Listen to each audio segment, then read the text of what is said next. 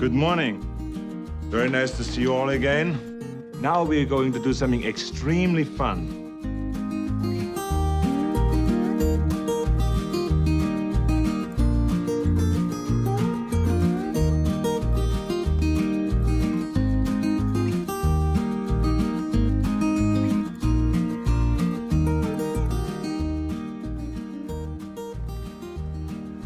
My mom always said life was like a box of chocolates.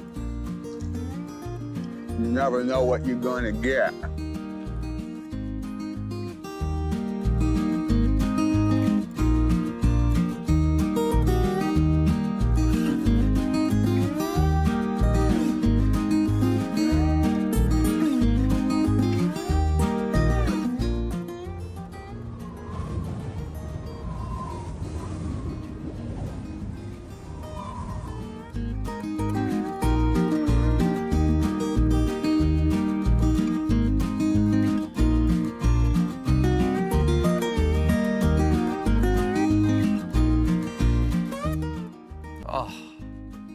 I think I'm having what the Germans call a Schadengasm.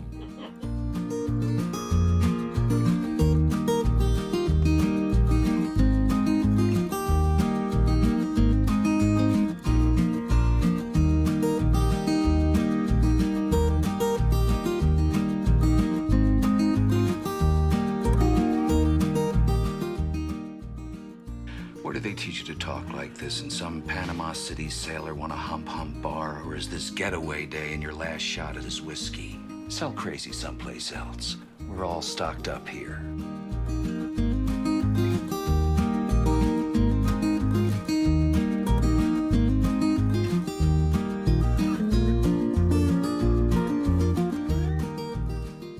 It's going to disappear. One day it's like a miracle, it will disappear. You know, it could get worse before it gets better. It could maybe go away. We'll see what happens. Nobody really knows. The fact is, the greatest experts, I've spoken to them all, nobody really knows.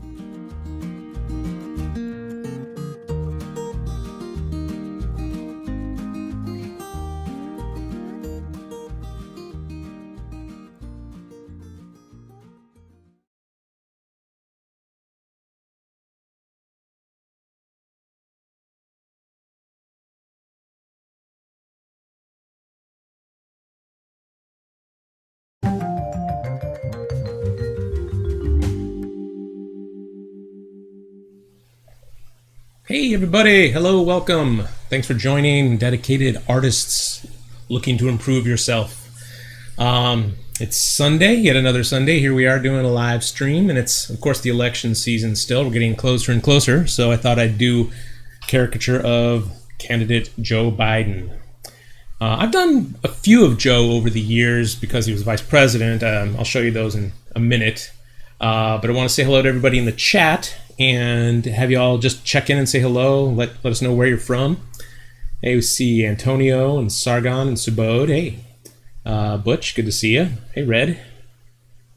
Hey, Mark from Scotland. All right. And Akash from India. Oh, you must be pretty late where you're at right now. Thanks for tuning in. As always, your guys' questions in the chat make the stream better because it gives me more stuff to talk about. And the questions you have are probably similar questions to what other people have. So feel free, don't be shy to ask anything about art, what I'm doing, art in general. So I'll try my best. So yeah, it was a pretty interesting night here last night. We actually had a planned power outage. So we got prepared for it, but man, it was long. It was like from 10 p.m. till 8 a.m. So it was longer than we expected, so we had to throw a bunch of food in the refrigerator. Yeah, anyway, just crazy stuff happening around here. Also, I'm getting a new computer. Some of my streams in the past have been less than perfect technically, so I'm finally upgrading my computer, and that's going to be a process too because the parts are kind of slowly coming in over the course of the next couple weeks, and I'm going to build it myself. So, yeah, it's going to be really fast. It has like, I don't know, a 12-core processor with 24 threads, 6 terabyte hard drive, 64 gigs of RAM, and so it should hopefully be really good for streaming. The last computer I built, the one I'm using now, I got it more for using Photoshop and, some light video editing, but I do more video editing and more live streaming now, so, hopefully that will turn out well too. Debbie's going to be joining us. In fact, she might be here already. I am here, and I want to do a little shout out to Teresa King. Nice to see you here. Nice. Lash LaRue. I love that name. I've seen that name before. Who's Lash LaRue? Sounds like a race car driver or something. Wasn't he from the Wacky Racers? Maybe. I'm probably wrong. Hey, Paul. And hey, Kassem. Kassem, I got your email. I'm going to answer it when I have some time, but I've been real busy this weekend. So anyway, I'll get to that later today, hopefully. All right. So let's get down to business here. Let's take a look at... first, I want to show you some of my old Joe Biden caricatures. This was one I did for Upper Deck, probably around 2007. That was when he was, I think he was still the presidential candidate.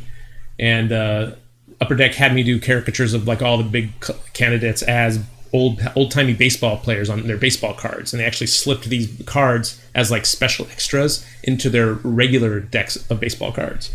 So this was like modeled after some like, I don't know, 1915, 1920s era, ball player. And it was the first one I ever did of Joe. And it's actually not too bad. It's a little goofy, the structure's a little like out there, but I like it. I think it actually captures him fairly well. And this was the second one I did of him, which was done when he actually won. It was a really quick turnaround. Upper Deck wanted it in like just a couple days, and I think I was actually traveling. I was at the annual Caricature Artists Convention in Raleigh, and I had to do this in the ballroom and in the hotel room. But yeah, here he is with Obama and Michelle. Again, this was another baseball card that I was commissioned to do. But I really liked how that one turned out, and that was what I used for the thumbnail image on my for the live stream here. This is a more recent one, actually, I did for a buddy of mine who actually had a book that he made, like a sort of a graphic novel and fake history of Obama and Biden as they traveled the multiverse trying to fix history, and they travel through time.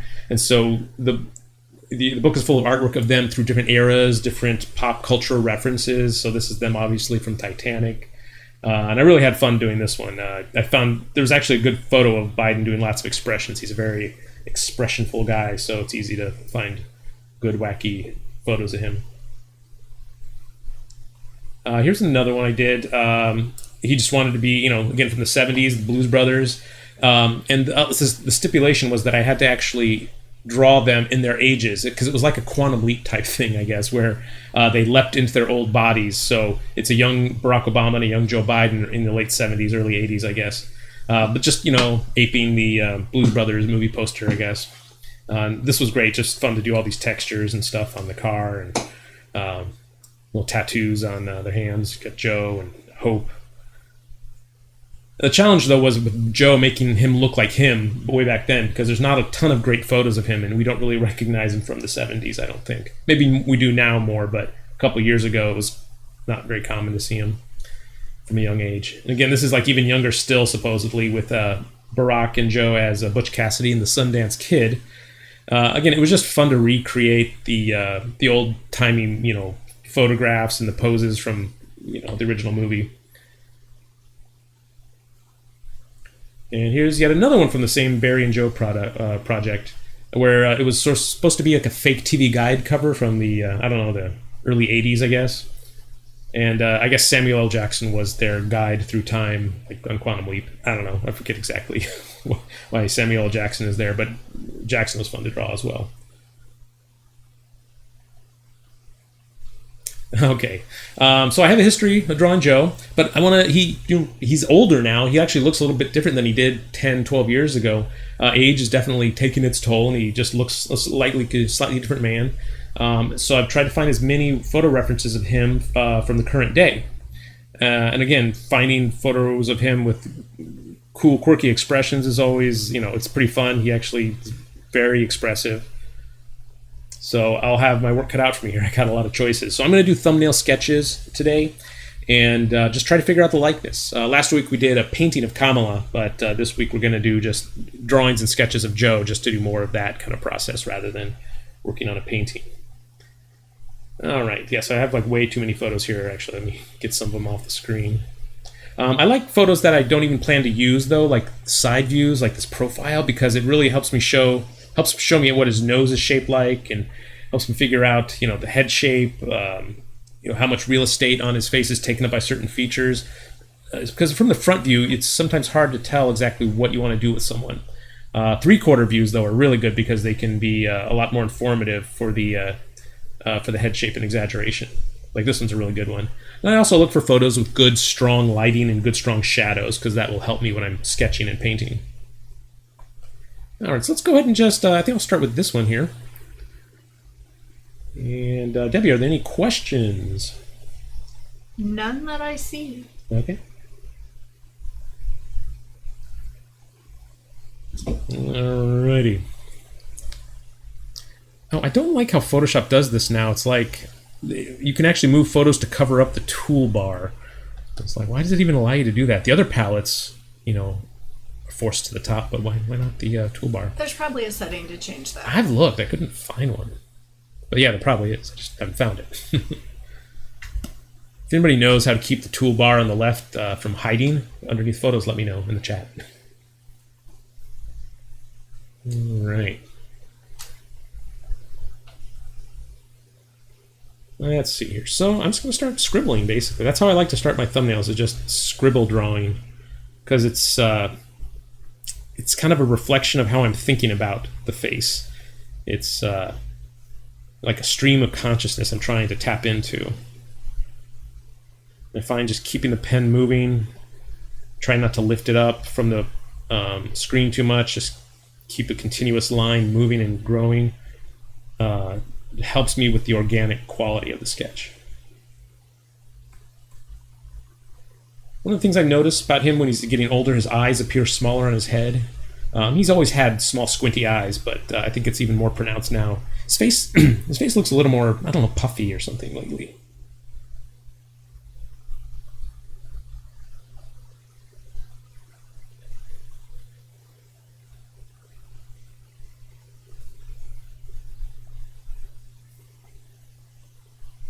So I have some questions coming in, but I'm not exactly sure what the first one is asking. Do you want us to put it out there and maybe the person can clarify? Just read it, yeah. So this question's from Akash Kumar. Can you teach us non-living object caricature with human facial features in an upcoming live stream? Not exactly sure. Does that mean make inanimate objects like a piece of bread look like a caricature? That's kind of how I see it. Yeah, you know how when we go to the caricatures convention, there's people who always do caricatures of people out of, they'll make them draw a house and the front of the house looks like a face. Yeah, and it looks just like the person. Drew me like a house and it still looked like me. Yeah. But Kash, let us know in the comments if that's what you were inferring. Yeah, I mean, it kind of sounds like what he's asking, but, or she, I'm sure, is that. Anyway, I'm not really skilled at that. It's not something I've really ever done. So I don't know if I'd be the best person to teach it, honestly.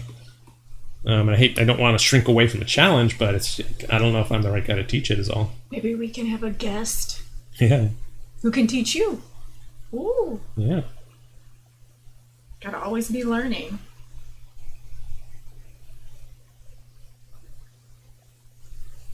Praveen is asking, have you ever tried to do animation? There was a time about 20 years ago, I was just taking some adult classes outside of, I'd already graduated college and I was looking to expand my art knowledge. So yeah, I took some 3D animation classes with like Maya. I think I just took one actually. And I learned how to make, a jack-in-the-box and a bouncing ball, I think. But that was about it. It wasn't really for me.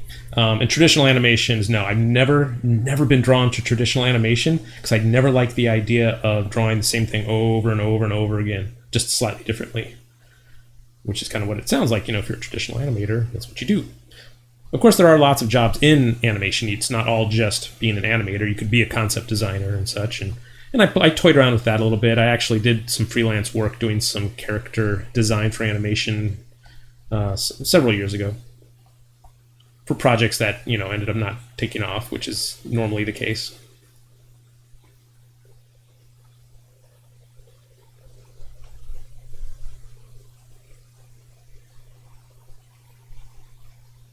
So is this your thumbnail? Yeah, this is just one thumbnail. So my first one, just trying to loosen up a little bit. It's okay, not great. Let me shrink that down, maybe move that over.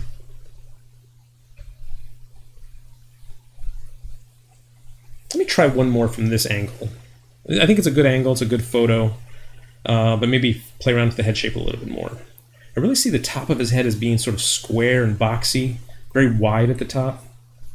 If you look at my older caricatures, though, that I showed at the beginning, it was kind of the opposite. I gave him a wide, long lower face, and the top of the head was much more narrow. It's just, I don't know, I see him differently now, and that'll happen. Over the years, your interpretation of someone may change as your skills change, your perspective changes. He's got this such interesting hair, just kind of fluffs out like a little ducktail at the end. It might be a result of getting hair plugs. I don't know. They remove hair from the back of your nape of your neck and put it on the top of your head. I was going to say, is that just another variation of a comb over? Well, I think it's a surgical comb over, yeah. But he's kind of like, he's like Elton John. In the 70s, he was pretty much completely bald, but now for some reason he has hair, magically. I think Elton's is a wig, though. Sir Elton.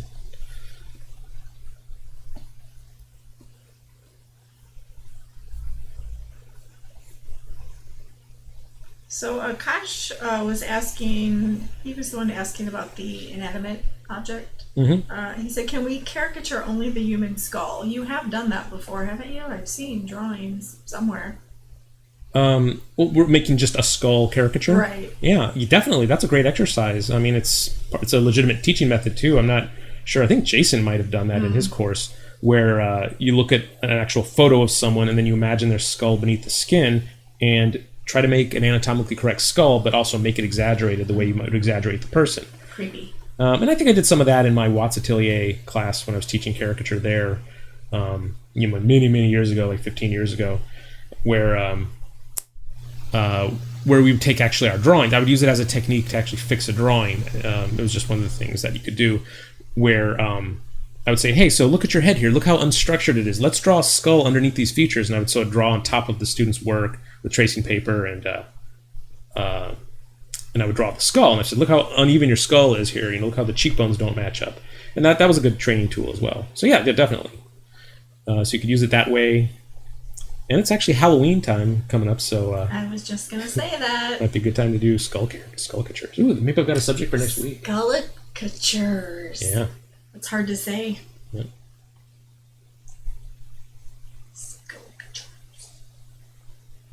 With him, I'm not sure if I want to do a big nose or small nose. I don't think the big nose necessarily really works, because there's other areas on his face I want to lengthen, like his upper lip, and make his mouth fairly large. So maybe I'll shrink down the nose on this one.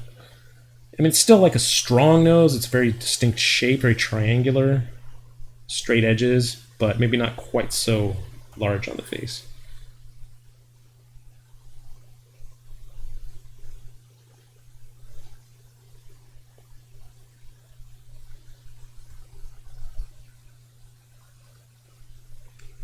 Maybe a smaller chin. Nah, I'm not loving it. You want to fall in love with your sketches. I'm not in love with this sketch. It's funny, though. Yeah. I'm going to hide that one away. Hide both these, just make a little bit of room here. I'm going to switch to a different photo, keep things interesting.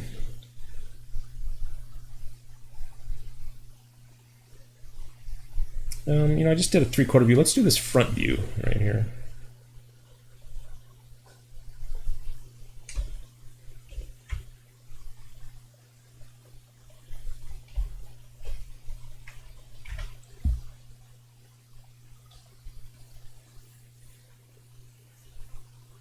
You gotta remember too, I should draw these smaller. I tend to draw my thumbnails really big. The idea of a thumbnail is that it's the size of your thumbnail. Maybe you have big thumbs. Kind of.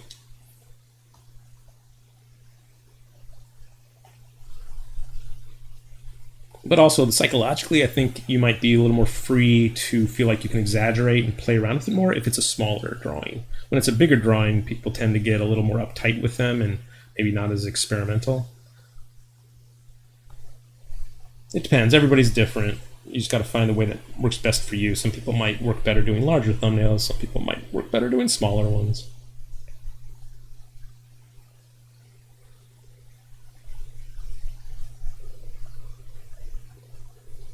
have a question for you from Butch Curry. Sure. Do you ever find it helpful to do a more traditional drawing of someone to help inform your caricature or vice versa? Yeah, when I am stuck on someone sometimes, I will do more of a portrait-y drawing. If I can't figure out a good exaggeration or if I'm not getting their likeness, I often do just, okay, let's do a portrait of them and try to figure out their significant traits that way. And it does sometimes help. If anything, it just gives you more exposure to the face and to the likeness. The more times you draw it over and over, the more likely you are going to hit on something or pick up on things that you were missing before.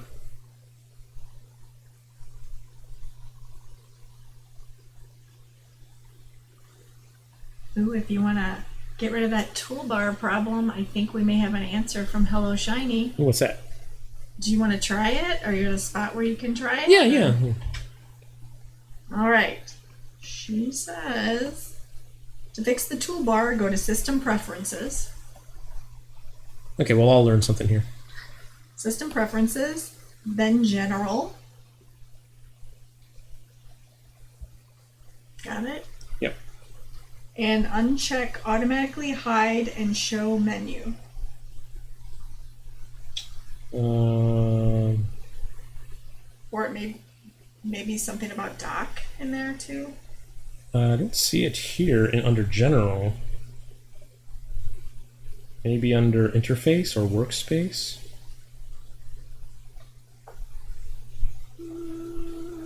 Because I think I played with that setting before, the auto dock turning on or off, and it didn't seem to help with the toolbar. It helps with other palettes, but not the toolbar. Like this one, auto show hidden panels, auto collapse iconic panels. No, I didn't see it under General. We might be working with different versions of Photoshop, and they move things around sometimes. Yeah, she said never mind. Yeah. Okay, well, I'll figure out some other time. Yeah. Thank you, though, Shiny. Yeah, thanks for trying. These software programs tend to change a lot more now that everything's online and subscription. Used to be maybe got an update once a year. Now I feel like you get one every week.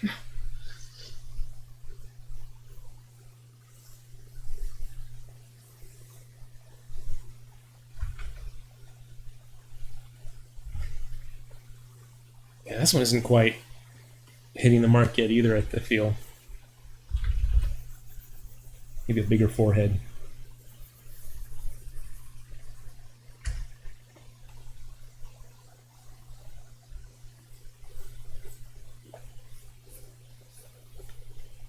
And I got to realize too, I'm not going to get a perfect likeness in a thumbnail sketch, because they're so scribbly and messy. But I do need to see, like I usually try to say, the potential for the likeness in there.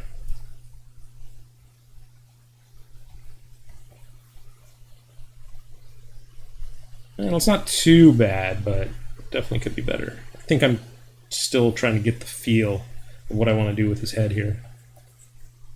So from your thumbnails, do you ever Frankenstein it? So you look at a thumbnail and say, oh, I kind of like his nose there, but I like the mouth better on this one. I don't get into that, no. I mean, I maybe did that in the past, but I find it's a little time-consuming to cut and paste features and such. So, I mean, I might look at a feature that I like on a certain drawing and try to reproduce it in my next drawing, but not physically grab it and move it over to another drawing.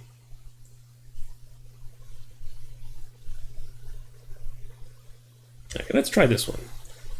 I like to think sometimes my inability to get a good likeness is sometimes based on the photo. I just haven't found the right angle yet, so hopefully I'll stumble across that lucky photo that will allow me to do it. But what I think what's happening is I'm just getting more and more used to the person's face and able to draw it better that way. Let me know if there's any problems with the stream. I'm getting a warning. Yeah, a little choppy, but nothing's frozen or buffering yet, so. Cool.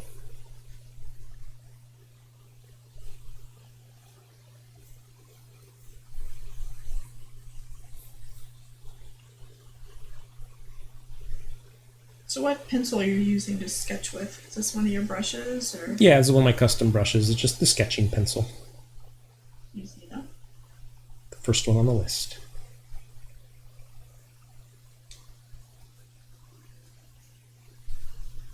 I have a question for you from Eduk K1. Sorry, some of these screen names are tongue twisters. Is there any order to learn anatomy, or is it something that you kind of juggle the studies between all parts? It depends on what your focus is. Like, you know, if you want to draw faces in portraits and caricatures, learn facial anatomy before the body. You know, it's definitely helpful to know the body, because as a professional artist, if you're doing work for people, you're going to have to draw the whole body, and sometimes the anatomy, and caricature it as well. And it's really helpful to be familiar with that. But start on, focus with what interests you most and what you think you want to focus on more in your art. So don't stress over not knowing every muscle in the back or the foot if you're a caricature artist.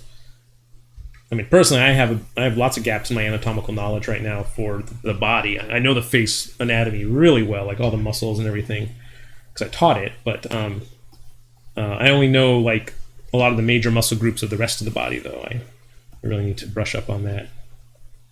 I mean, I can draw most of it fairly well when I see it, but yeah, I can't invent body anatomy super well yet.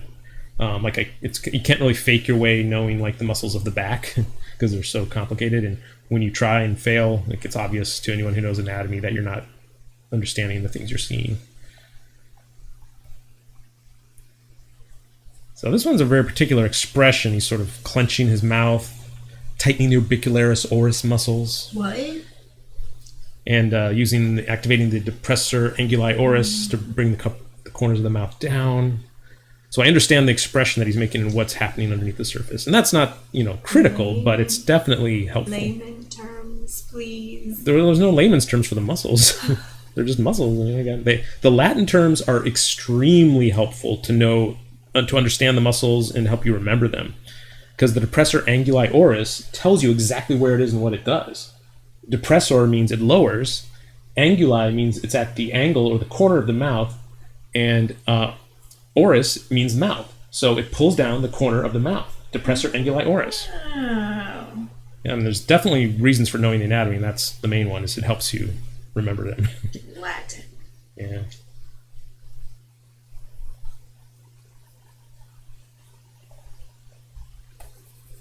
So what are you thinking of this one? Are you liking it better? Yeah, I've seen more potential for sure. It's very vague, very sketchy and cartoony, not really a lot to go on yet to know if it's successful. I'm kind of liking, the balance of the weight of the head.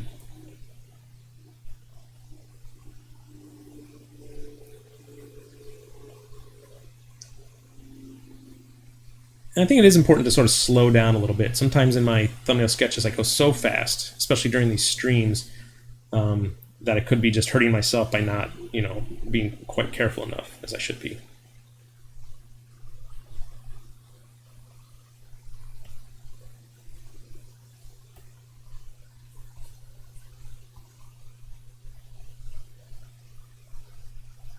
I have a request from Kasem Barzigar. For a future stream, he's wanting to see shape painting, because you've talked about how sometimes that's easier for you. Yeah, for sure. I always enjoy it. And I might do some of that in this stream as well, but yeah, maybe I should devote a whole stream to that. I'd like to see that. Because I'm not much of a painter. I feel like I always see line first, and then I feel like I'm coloring in my lines. Yeah.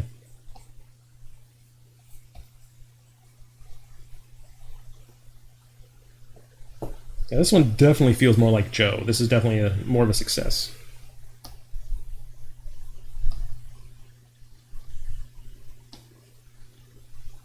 Not overly exaggerated. And that is sometimes what happens, is if I tend to go a little far in my thumbnail sketches and I'm not having good success, I'll tone it down and do more of a portrait-y sketch, because I know it's safer and I can maybe figure out the likeness a little more easily that way. Because my focus is more on likeness when I'm toning down the exaggeration. When I'm thinking primarily about exaggeration, it's natural for the likeness to get sacrificed a bit. Yeah, so that feels like Joe. But let me go ahead and keep moving, though. I got to keep this momentum going. Once I have a success, I got to get another success. Okay, here's a really interesting photo. It really shows his head shape well, though the head shape that I'm trying to go for, that really wide at the top, squared off, almost like a Frankenstein head shape. Very narrow at the jaw.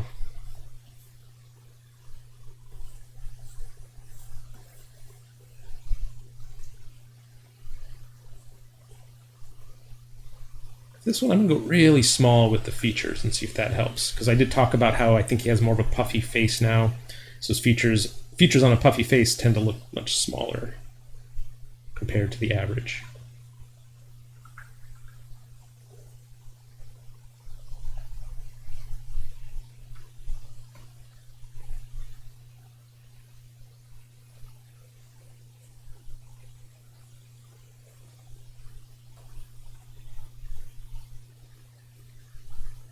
I have another question for you from Subdo Pokrel. Subod? Oh, did I say that wrong? I'm sorry. Looks like Subod to me. I need new glasses, probably. Is it necessary to learn monochromatic painting first before learning full color painting? Well, I'll tell you, it's not strictly necessary, but it is advisable. It's a good idea for sure. Anytime you want to learn a new paint medium, whether it's oils or gouache or watercolor or digital, stick with monochromatic first, because what that does, it just takes one extra variable out of the equation when you're trying to learn a whole new skill. Just, you want to learn how the materials work with each other, how the paints blend, how much thinner or water you need to add to make the effect that you want, how long they take to dry before you can move on or paint over it. And you can find out all those things. You can learn in a less stressful environment, with monochromatic studies, yeah, for sure. So if it's oils, for instance, we even say don't use, a two color. Don't use like a dark and a light. Use a dark color and thinner. Use the paint thinner. So burnt umber is usually a really good color people choose, because it's you can get a really, really dark with it, or really dark value, but it looks more natural when you're painting things like skin tones. Just a little more natural than black. You can use black, but we do recommend, if you're doing painting people, learning how to paint people, that burnt umber is good with paint thinner. And then when you're comfortable with that, then you can move on to burnt umber and then add white, add like titanium white. And then now you're mixing thick paint. You're mixing two colors of thick paint together to figure out what happens. But still, it's monochromatic, it's less stressful, and you can still learn everything you need to know about the medium, just without using tons of colors. And then you can move on to a limited palette, like the Zorn palette maybe, which is just 4 colors. It's white, ivory black, cadmium red light, and yellow ochre. And that can actually get you pretty much a full range of colors, and you can make very natural looking paintings with just those 4 colors. So that's the progression of learning, I think, new mediums is start monochromatically and then add in limited palette colors. Then you can move on to like a full uncontrolled palette.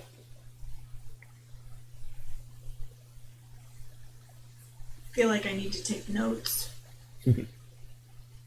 Especially on those muscle names. What are you drawing now? Which muscle? I'm drawing his skull. Oh.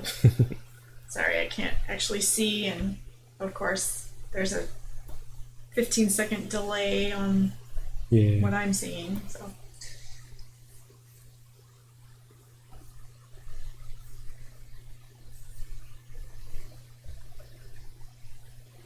So do you recommend any tips, books on learning facial anatomy? Paul London says he just got his Loomis hard copy. Oh, cool.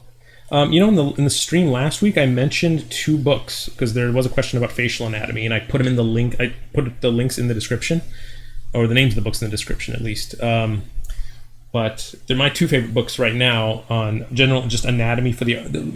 One covers the entire anatomy of the body and has a cool section on the face, and the other one just focuses on the face. The first one is the Elliot Goldfinger book called Human Anatomy for Artists. And the second one is a book which you can actually buy the PDF version, and it's a little cheaper, but it's hidden here on my desktop. I gotta move some images aside. Where is it?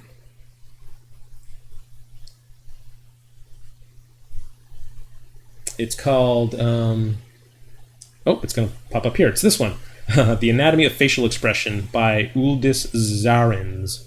And this is a great book just for the facial anatomy. I highly recommend that one. And since it came up again, I'll try to remember to put those book names in the description after the video ends.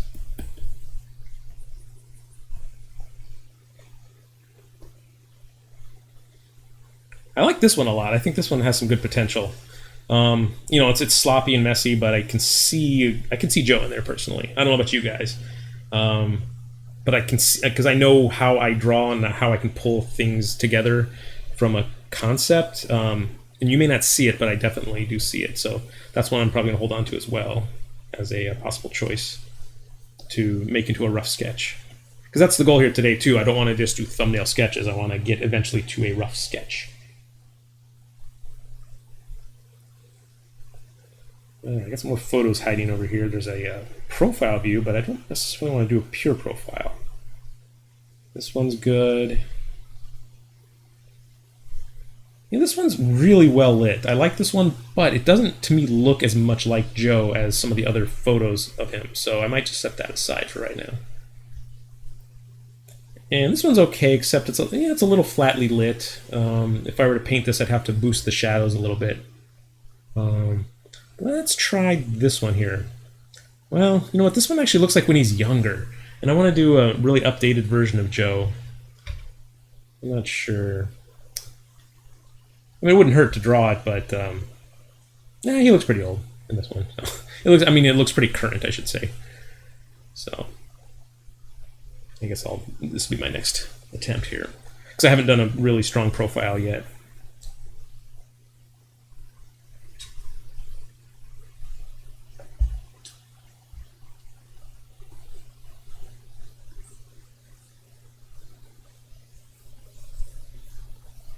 So Upinam is asking, which method do you think is better for caricatures, the Loomis method or Riley abstraction?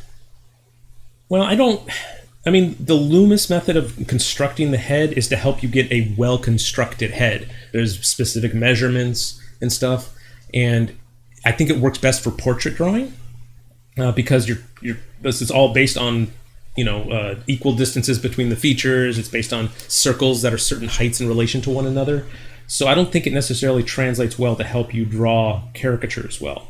I like the Riley abstraction not to design my caricatures, but to fix the ones that I've already drawn, like a rough sketch. That's how we did it at the atelier, which we would have a head drawing, lay in, we'd be 20, 30 minutes into the drawing, the teacher would come around and do a Riley abstraction tracing on top of our drawing to help show us where certain features are misaligned, where it could be improved.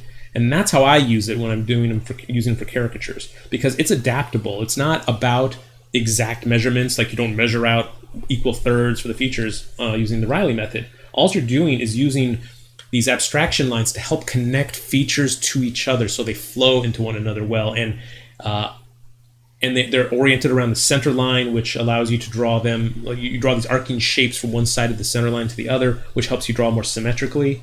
So the Riley method definitely lends itself more to adaptation and drawing basically anything. I mean, you can use a Riley abstraction, well, not a Riley abstraction, but an abstraction in the style of Riley to draw a house, to draw a tree, to draw a mountain, to draw a bowl of fruit. Whereas the Loomis method is literally a method to just draw the human skull, the human head. So, I would say the Riley method.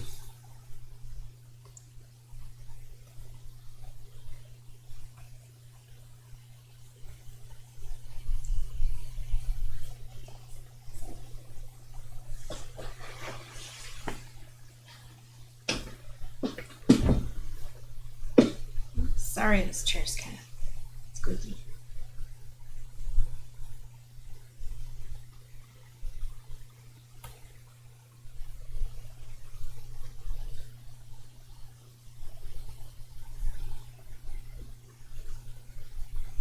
So I have a question from Cleto Reese.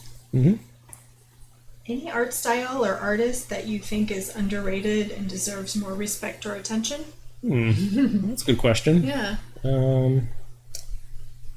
It's hard to know because I personally don't know the stories of a lot of the artists I like. I don't know how under or overrated they are in their fields. I mean, they would know that better than I would, because I look at them and I just see their career, or I see their pictures online and I think they're awesome. But I don't know how successful or not that they are. I mean, there's a guy, cartoonist, caricature artist, John Cuneo. Who does? He does a lot of awesome caricatures, but I think he's more well known for like his sort of naughty drawings, and they're brilliant. They're so disturbing and inappropriate and uncomfortable, very uncomfortable. Not safe for work. Yeah, so don't look at them around your kids. No. Look them in the privacy of your own home. But his caricatures, he does a lot of Trump and stuff, and they're just so funny. They're very dirty still. I mean, they're like, there's a lot of nudity in them.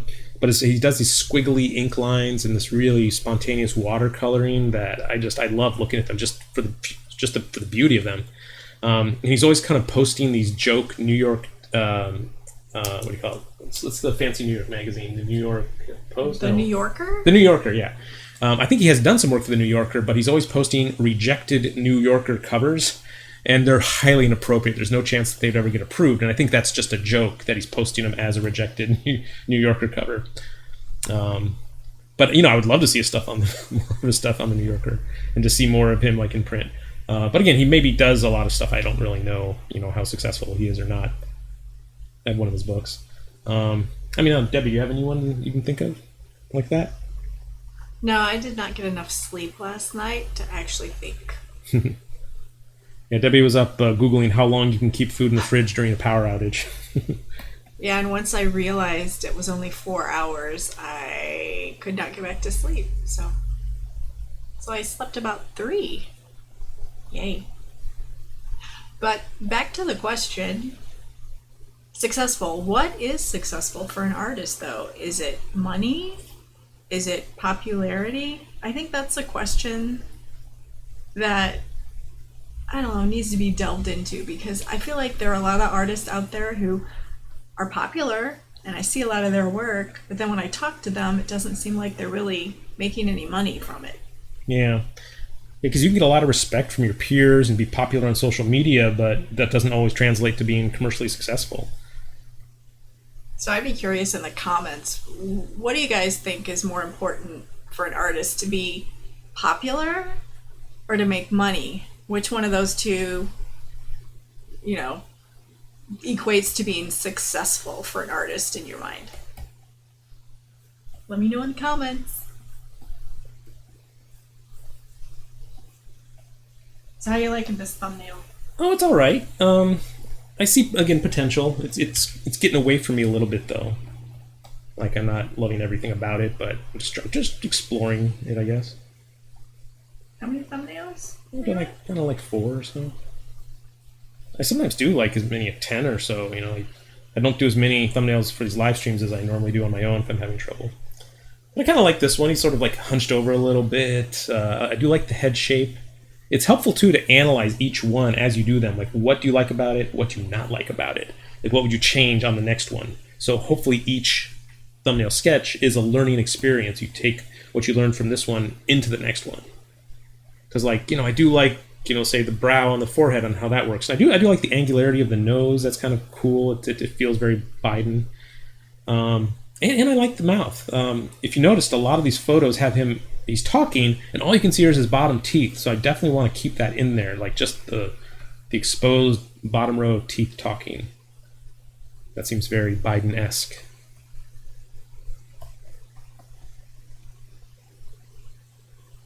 This ear's up way too high now that I'm not going to see it. So ear should be more like down here. Because even though it is caricature, I do like the features to sort of make sense on the head.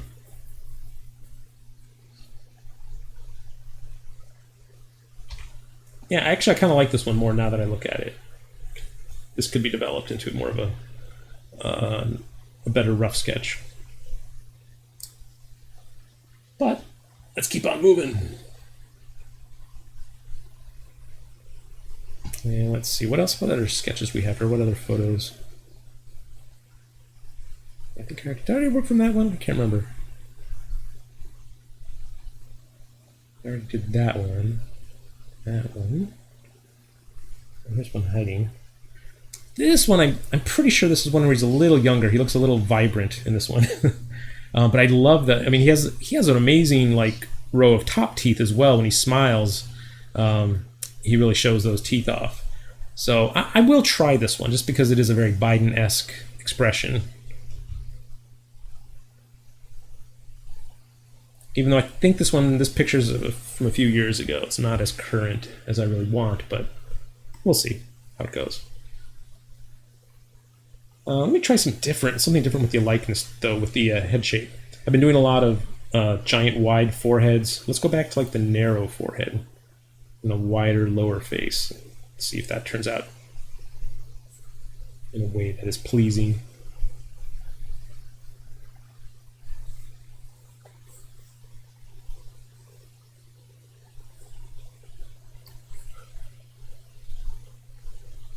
So he's got this smirk that's closing down the eye on the left, so that's almost totally squinty. And what muscle is doing that? Well, mostly the zygomaticus major. It pulls the corner of the mouth upward, outward, and backward. And people tend to contract the orbicularis oculi on that side of the face, and that's what's happening. The eye, right? Yeah. Ocu.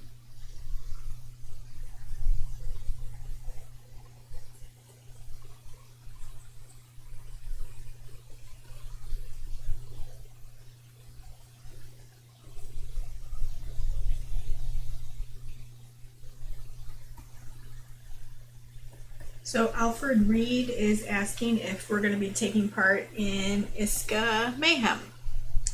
Maybe you could better answer that. I'm not really sure. I think so, and if anyone doesn't know what we're talking about, Court and I are both members of the International Society of Caricature Artists, and every year we have an annual convention. This year it was going to be in Las Vegas, but as everyone knows, COVID has changed a lot of plans for a lot of people. So this year, for the first time, they are actually not only taking the convention online, but they are also opening it up to everyone, including people who are not members. So if any of you are interested in finding out about what the caricature convention is about, go to mailboxmayhem.com, I believe. Let me double check real quick. So let's see. Good question.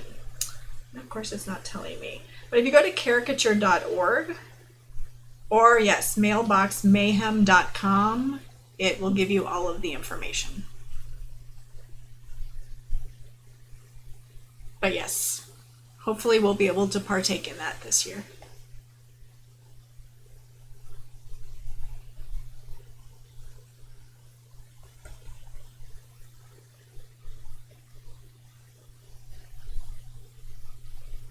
So how are you liking this thumbnail? Turning out all right. I am not too displeased.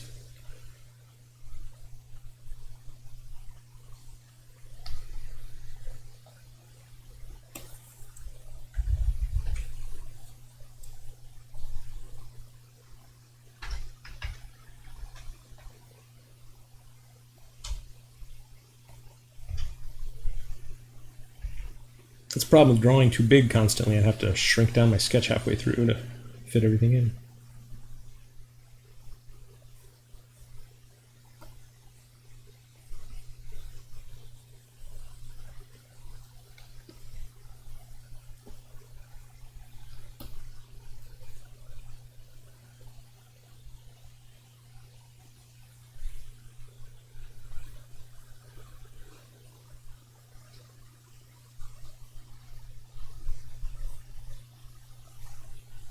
See, this drawing made me chuckle. This one did? Yeah, Oh, good. I think it's the mouth.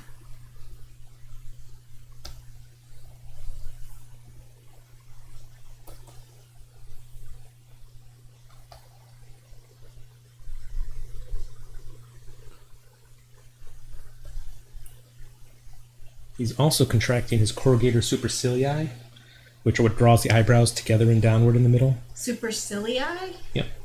Because cilia means hair. Yeah.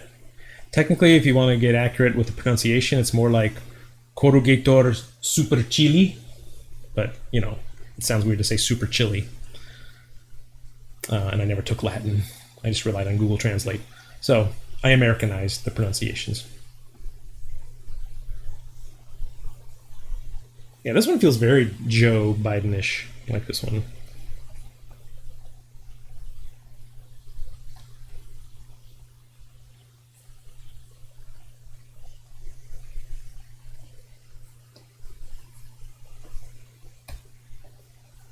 I can't wait till this whole election season is over.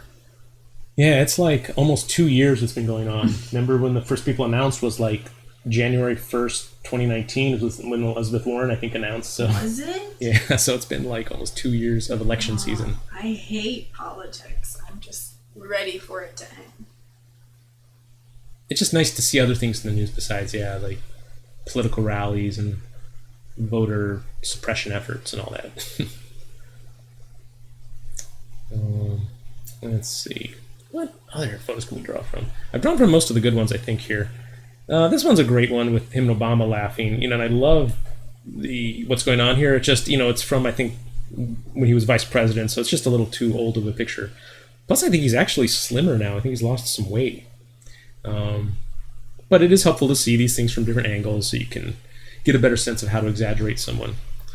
So I guess let's take a look. Let's make my sketches visible again here.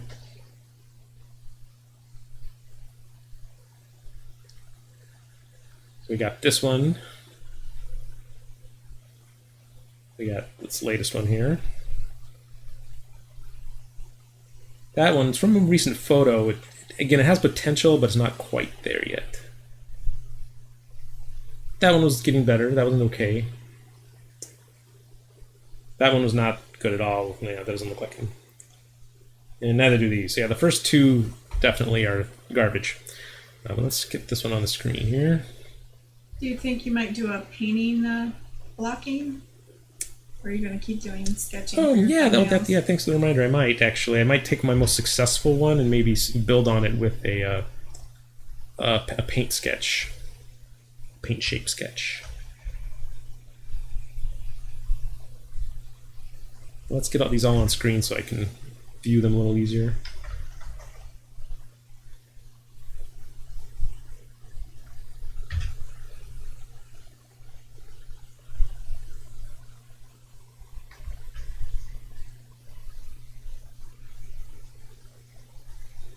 Yeah, I think I definitely see the one here in the middle and the top is certainly the strongest one, which, is a little unfortunate because I did want to do a photo of him that was a little more current.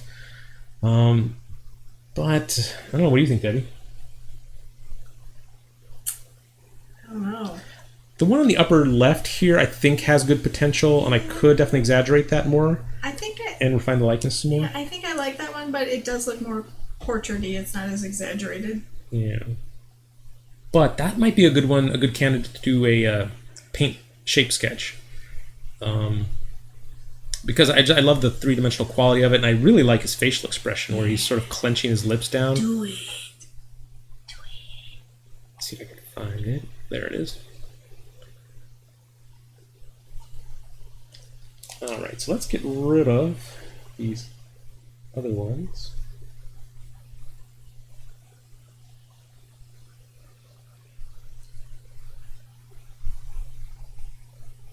And I'll keep that one on screen just to sort of be my inspiration, but I'm going to switch over to my round quick painter, which is the brush in my set that I usually use for all sorts of, just like the beginning stages of a painting. Because there's no real brush lag, it works really well. Size it up and paint pretty fast, but it still has a cool little texture to it, so it's not totally sterile of a brush. Since the photo has a dark background, I decided to go dark background. Go figure. And then I'll start with a middle value just for the face here. The head shape, and I'll try to use as big a brush as I can.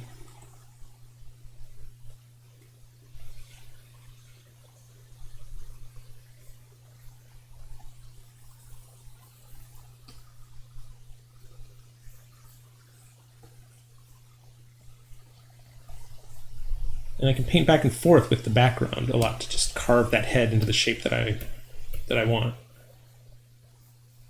Which is why I usually like working on a dark background, because working on a white background with a light gray for the head shape is just not as impactful. It works better to have a little bit of contrast.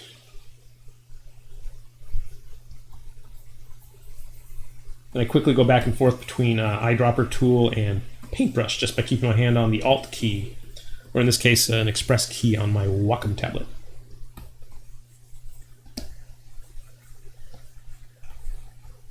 So here I can really think about the silhouette of the head shape that I want to go for. Down to the neck, down to the shoulders. In this case, the shirt is actually a lighter value.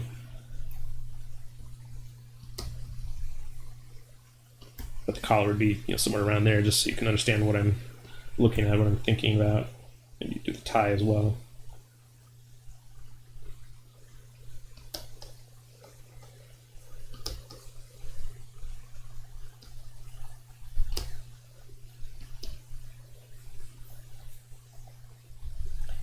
And what I want to do is I want to feel the head shape. I want to, like, when I look at this, just the silhouette without any features, I want to see Joe in there.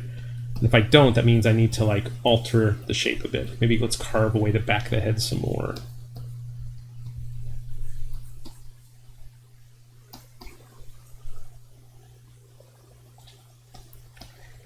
And the closer I get, the more I shrink down my brush size to do finer and finer shapes and details. So yeah, like, this is really helpful. If you can think in terms of silhouettes and big shapes, it's a really great method to work in.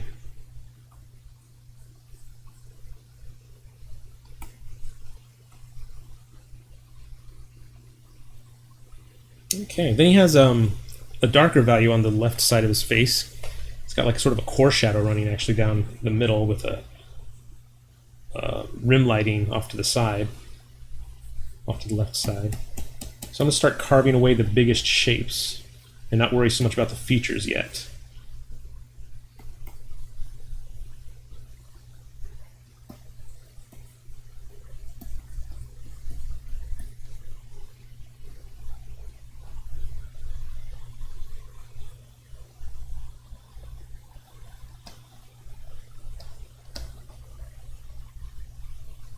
So you did Kamala last week. Mm-hmm.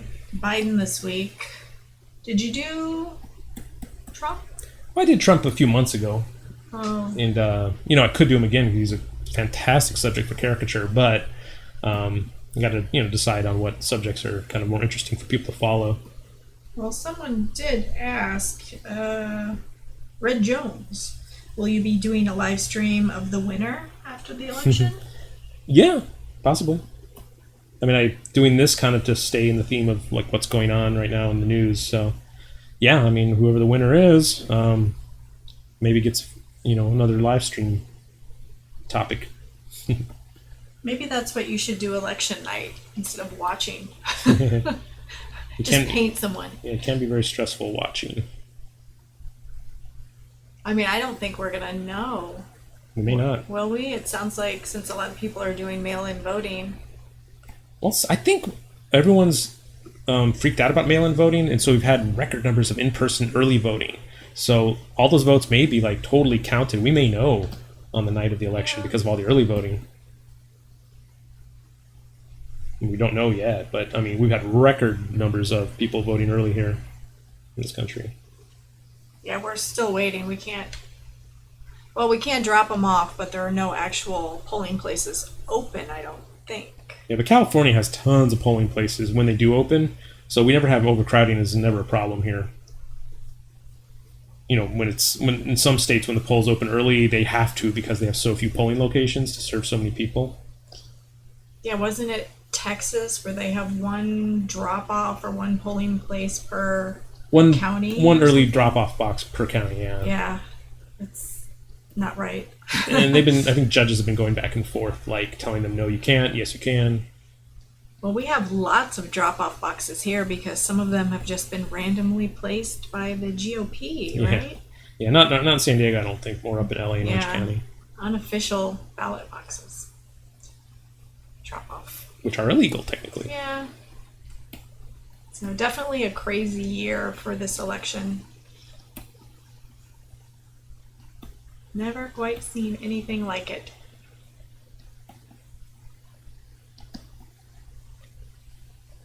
So you can see I'm just sort of hacking away here at the shapes, just carving the features based on the lighting. And really strongly lit photos work really well with this method because all you're working with is light and value when you're painting like this. I'm not working with lines, not working with colors. But I think I can actually start getting a little more specific with the features now. So did you squint when you started with this one to kind of hone in on those values? Probably not, but I should have.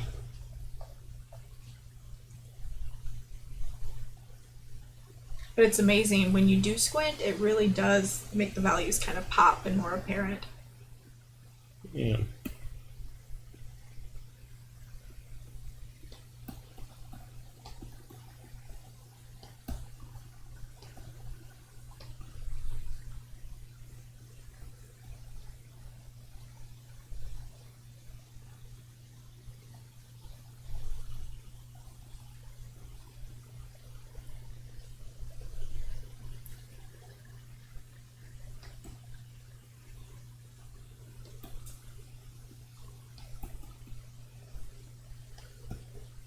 I had a question earlier. Someone was asking what software I use for the iPad Pro.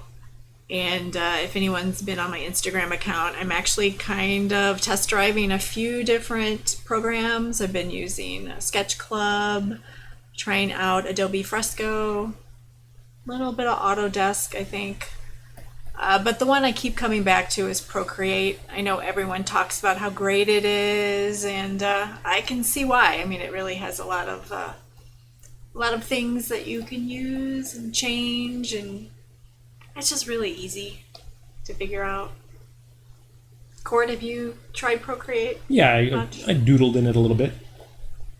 Yeah, and eventually I think I'm going to convince Court to create his brush set for Procreate. Well, you can import it into Procreate, and generally they work fine. Yeah, I know, but There's just a couple brushes where you need to increase the flow to get them to work right, but you should just do that. yeah, maybe. Because a lot of people aren't that familiar with creating their own brushes or maybe even True. fine-tuning. And these days, a lot more people probably work just in Procreate or iPad apps Yeah. rather than in Photoshop. So yeah, so look for that. Maybe soon I'll have Procreate brushes specifically downloadable from my website and the Gumroad page.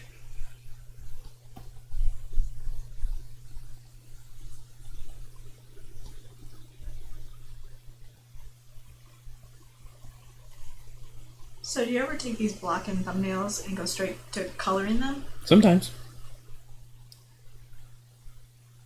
Like on my Ron Burgundy I did for the Lightbox demo for Proco, I had a grayscale painting that I just shifted the color balance using some sliders, and it turned it into a color grayscale basically. So it was just like actually blue was the color I went with, and I used that as my underpainting layer and the painted colors on top of it.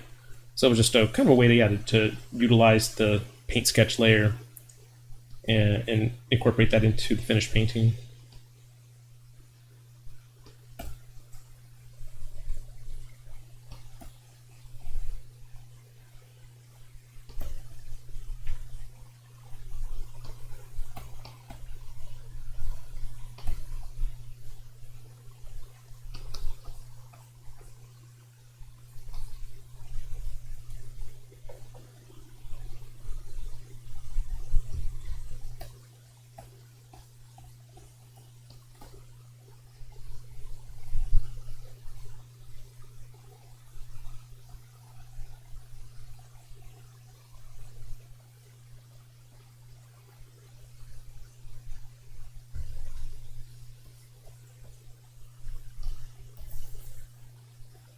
You have to lengthen the neck a little bit here to accommodate the changes I'm making here.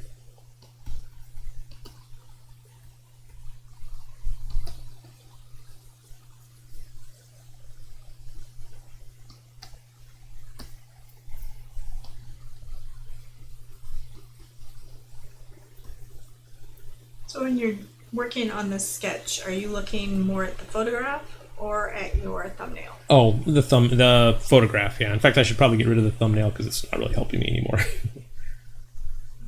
There we go. Yeah, I mean, it wasn't serving me, so I got rid of it.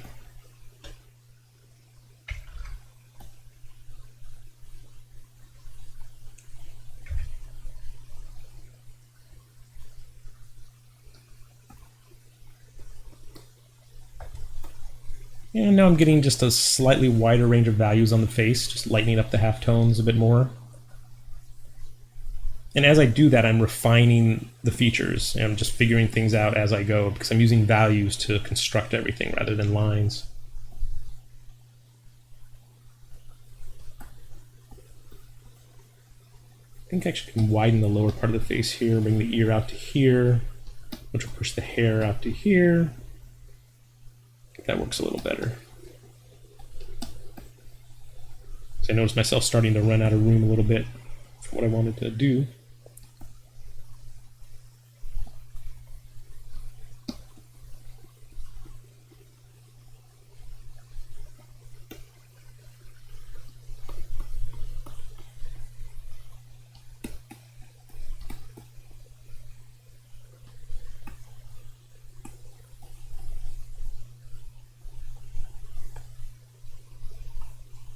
So I have about 20 minutes to go if anyone has any additional questions. Now might be a good time.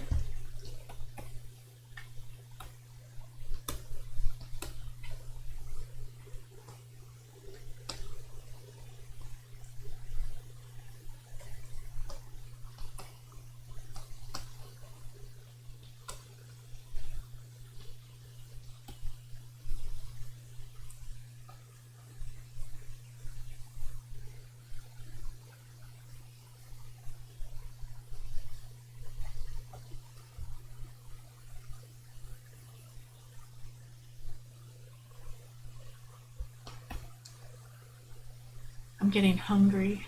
I'm gonna have to make Debbie her special lunch again. That's her payment every time she helps me. Is I gotta cook her something for lunch.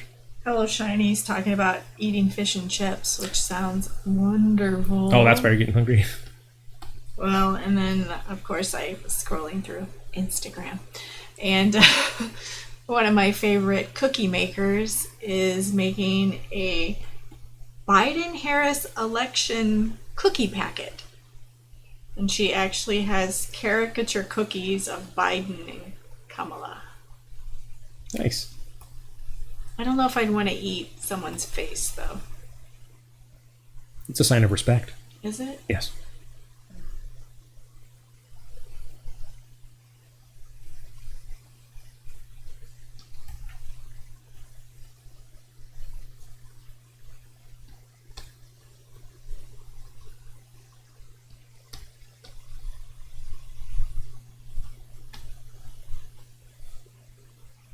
I think the likeness is coming along pretty well here. I'm happy with it. It's not super exaggerated, but I could, depending on how it turns out, I might redraw it, maybe even redraw it with lines, and then focus more on the exaggeration, like doing a caricature of this caricature, which is, one of my favorite techniques for building exaggeration in a drawing, where I take what's successful about the caricature and make those changes and make those exaggerations more obvious in the next iteration.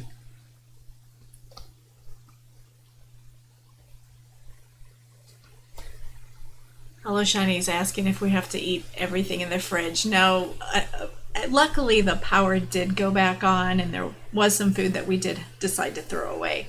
But no, we don't have to eat it all. Thank God. That'd be too much. Did lose a few eggs. I was kind of sad about the eggs, but better to be safe than sorry.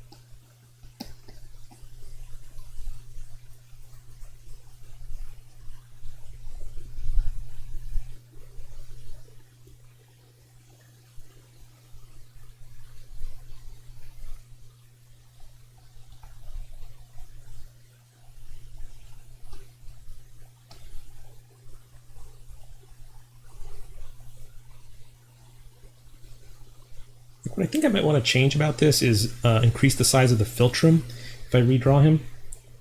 This it just feels like it could be more exaggerated here, this distance. And even to be accurate, I think I might actually shorten his philtrum from what it actually really is.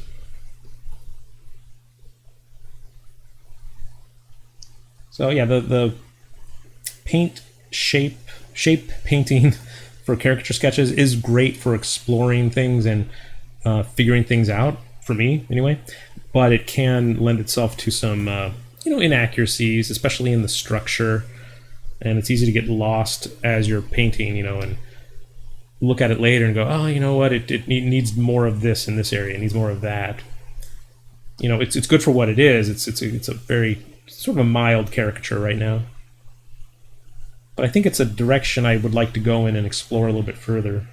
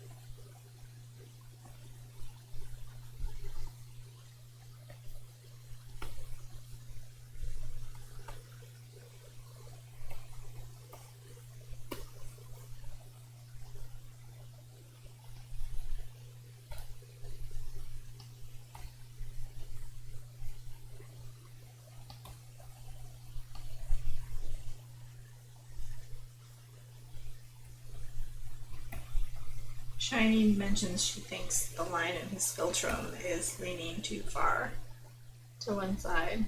What do you think? Did you exaggerate it a little bit? I mean, I'm pushing it out, like it's bowing out a little bit, but I'm not really sure. I kind of like it. I think it emphasizes the expression more. Yeah. But if anything, I want to put a little more curvature and roundness to it to exaggerate the expressions some more.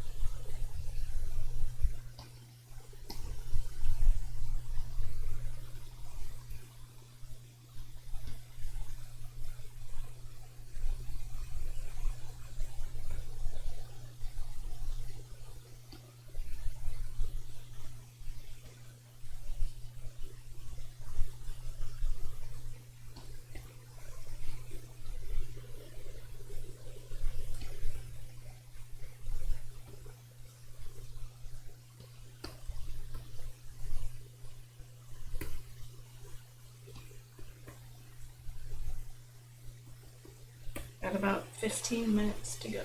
Okay. And it might end a little early if, if I feel like I've kind of done enough on this stage.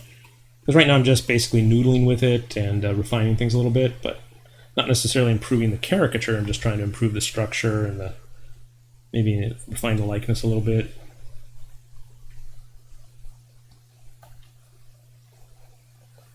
I guess no color on this one today. No, it was just about sketching today. Maybe next week.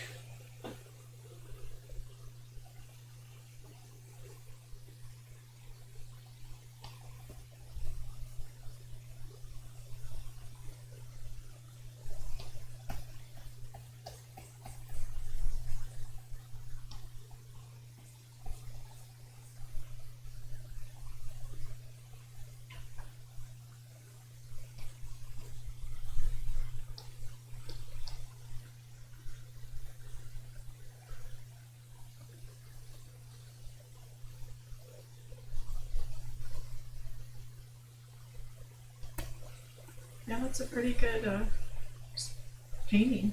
Thanks. So if you were going to use that as an underpainting, would you make it a certain color then? Yeah, I mean, the next step I might do if I were to do that would I just hit Control B for color balance, And then you can just slide it, these middle sliders here, whatever colors you want to tint it. In the logical ways to tint it basically a flesh tone, as close as you can get to his actual face. Or you could go with a really contrasting tone too. You don't necessarily have to match what you see there. Like with the round burgundy I did a few weeks ago, I did like a really interesting like bluish underpainting, and that became like a contrasting color layer to the real colors that I put on top of it. So you can really do anything at this stage to put some color into it. But you can get a jump start on coloring the painting just by sliding these left and right.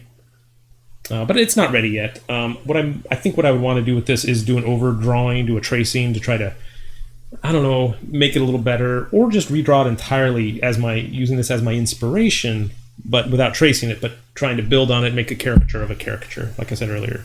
Which I think it kind of does need that. If I really want to make a more exaggerated likeness of him, it needs a little bit more oomph. It needs a little more gas on the grill, whatever you want to say it. So Hello Shiny is asking, if you were to color using what you just showed, would you bring down the opacity and color over the top? No, I wouldn't do anything about opacity. I would just start painting.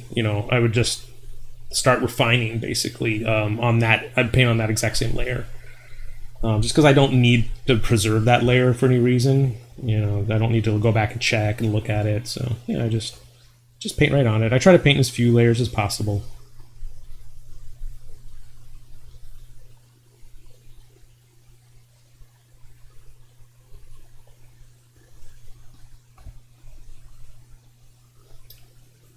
I guess we can probably end this a few minutes early. I mean, I've got pretty much all I wanted out of this exercise, and the next step would be, like I said, to maybe redraw it, and I don't really have time for that. So I think people will end it just about here. If there's any more last minute questions, please let me know. Yeah, I guess not. So, hey, you know what? We'll cut class a little early today. So thank you guys so much for joining and watching and all your questions. And thank you, Debbie, for helping out with everything.